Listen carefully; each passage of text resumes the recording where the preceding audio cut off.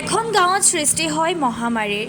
বাঘে খাই মানুহ ইজনৰ পিছত সিজনক জ্বলাবলৈ নিব লাগে নদীৰ পাৰত। কিন্তু কিয়? ইয়াৰ সমাধান কি আৰু ক'ত হয় এই ঘটনা? হয়, এখন ভাওনা নাপাতিলেই মহামাৰীৰ লগতে অপায় অমংগল অপমৃত্যু আদি নানানটা সমস্যাই দেখা দিয়ে তেজপুৰ দহপ্ৰৱতীয়াৰ বেজৰ চুবুৰীত। ভাওনাখন হৈছে শ্ৰী শ্ৰী ৰুক্মিণী হৰণ ভাওনা। পৰম্পৰা ৰক্ষা কৰি প্ৰতি বছৰে এই ভাওনাখন পাতি আহিছে ৰাইজে।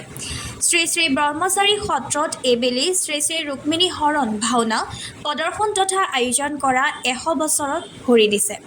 তদুপলক্ষে 17 অক্টোবৰৰ পৰা 22 অক্টোবৰলৈ শ্ৰী শ্ৰী ৰুক্মিণী হৰণ ভাওনা শতবাৰ্ষিকী সমাৰোহৰ আয়োজন কৰা হৈছে। জনবিশ্বাসেই কওক নাইবা পৰম্পৰা বুলিয়েই কওক, বেজৰ চুবুৰীৰ ৰাইজে 100 বছৰ ধৰি প্ৰদৰ্শন কৰি আহিছে একেখন শ্ৰী শ্ৰী ৰুক্মিণী হৰণ ভাওনা। নমস্কাৰ, মোৰ নাম মুকুট বৰা। মই ৰুক্মবীৰৰ ভাও লৈছোঁ। আজি আমাৰ দহপ্ৰৱতীয়া বেজচুবুৰী ৰাইজৰ শতবাৰ্ষিক ৰুক্মিণী হৰণ নাটৰ মই ৰুক্মবীৰ। এই ভাওনাখন পতাৰ মূল উদ্দেশ্য হ'ল আমাৰ আজিৰ পৰা আমাৰতো মনত নাই আমাৰ ককা দেউতাৰ দিনৰ পৰাও কোনো গন্তিত নাই। আমি কিবা এটা হিচাপ কৰি আমি 100 বছৰ ধৰি লৈছোঁ। কিন্তু 100 বছৰৰ বহুত পুৰণা নাট এখন। আমি তেতিয়া অকণ আমাৰ এটা কথা মনত আছে, আমাৰ গাঁৱত এজন নাটভাগ নপতাকৈ গৈছিলে। এই নাটভাগ কৰাৰ মূল উদ্দেশ্য হ'ল অতীজত যেতিয়া আমাৰ গাঁৱত পকা ঘৰ নাছিলে, গাঁৱলীয়া ঘৰ আছিলে, তেতিয়া গাঁৱৰ ৰাইজে খেৰৰ ঘৰ আছিলে। তেতিয়া বুঢ়া চাপৰিত আমাৰ গোটেই অকল বেজৰ চুবুৰীবাসীয়েই নহয়, গোটেই পূৰ্বতীয়া বেচেৰীয়াবাসী আমাৰ নদীৰ সিপাৰে বুঢ়া চাপৰিত খেৰ কাটিবলৈ যায়। আৰু খেৰ কাটিবৰ যাওঁতে মানে এই নাট ভাওনা ভাগ পাতি থৈ যায়। আৰু তেনেকৈ এটা বছৰ কিবা কাৰণত ৰাইজে নপতাকৈ থকাৰ কাৰণে সেই বছৰেই তাত মহামাৰীয়ে দেখা দিছিলে। আৰু তাৰ পৰা ৰাইজ উলটি আহি পেলাই আকৌ নাট ভাওনা কৰি তাত আপোনাৰ খেৰ কাটিব গৈছে। 2 নম্বৰ, সেইজন মোৰ নিজৰ ককা হয়, পদৰাম বৰা। তেনেকৈ আৰু এবছৰ তেনেকৈ কৰি নগ'ল কিবা কাৰণত। তেখেতক তাত বাঘে কামুৰিছে। বাঘে কামুৰি বাঘে কামুৰা মানুহজন লৈ আহি পেলাই ট্ৰিটমেণ্ট কৰি আকৌ নাট ভাওনা ভাগ কৰি থৈ গৈছে। তাৰ ঠিক আকৌ তেনেকৈ আৰু কোনোবা এবছৰ তেনেকৈ 4-5 বছৰমানৰ পিছত যেতিয়া নাট ভাওনা তেনেকৈ আকৌ এবাৰ গেপ হ'ল, তেতিয়া আমাৰ গাঁৱৰে এজন মানে ভাল যুৱ ল'ৰা, তেতিয়াৰ যুৱক এজনে নিজৰ ডিঙিত নিজৰ কাঁচিৰে শিৰচ্ছেদ কৰি আপোনাৰ মৃত্যুবৰণ কৰিছিলে। ভাওনা ভাগ নাপাতিলে মহামাৰী বুলি নহয়, বিপদ অনিবাৰ্য। ইয়াৰ বিপদ অনিবাৰ্য। গতিকে তেতিয়াৰ পৰা আমি সেই তিনিটা আমাৰ দেশ একদম বিপদ দেখিছে। বিপদ আমি নিজ চকুৰে জানো, গোটেই ৰাইজে জানে।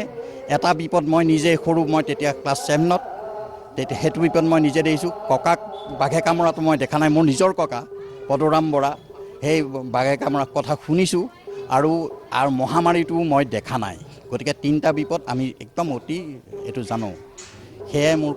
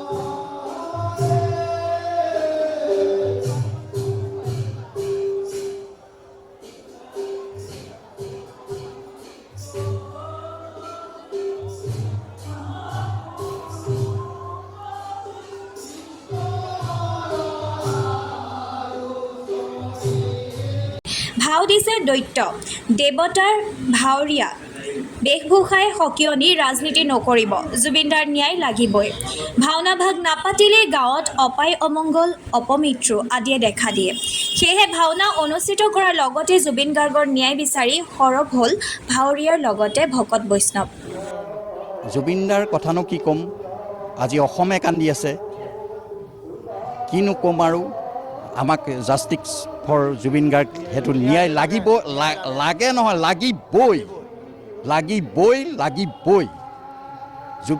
কোনো যাতে শক্তিয়ে জুবিন গাৰ্গৰ ৰাজনীতিকৰণ যেনেকৈ জুবিন দাই ৰাজনীতিকৰণ বিচৰা নাই গতিকে এতিয়াও যাতে ৰাজনীতি কৰি পেলাই জুবিন গাৰ্গক টানি সুমুৱাই ৰাজনীতি নকৰে আৰু জুবিন গাৰ্গক আমাৰ ন্যায় লাগে নহয় লাগিবই সেইটো যেনেকৈয়ে নহওক আমি এবছৰ নহয় দুবছৰ পাছত আমি দোষীক শাস্তি দিমেই মোৰ নাম দুলাল বৰা মই ভীষ্মক ৰজাৰ ভাও লৈছোঁ আৰু আমাৰ এই ভাওনাখন আজি এতিয়া শতবাৰ্ষিকৰ ভাওনা আৰু এই ভাওনাখন আমাৰ পাতিবই লাগে এই ভাওনাখন নাপাতিলে আমাৰ গাঁৱত অপ্ৰীতিকৰ সৃষ্টি হয় সেইকাৰণে আমাৰ এই ভাওনাখন পতা হয় আৰু লগতে মই জুবিনদাৰ আমাৰ ন্যায় লাগিবই আৰু ন্যায় নহ'লে আমি এৰি নিদিওঁ গতিকে আমাক ন্যায়টো লাগিবই কোনো ৰাজনীতিকৰণ হ'ব নালাগে আমাক ন্যায় লাগিবই এইটো দৃঢ় বিশ্বাস আমাক ন্যায় কৰি দিবই লাগিব গাৰ্গৰ ন্যায় কামনা কৰিছোঁ জুবিন গাৰ্গৰ যাতে জুবিন গাৰ্গৰ যি অন্যায় হৈছে সেইটো ন্যায় কামনা কৰিছোঁ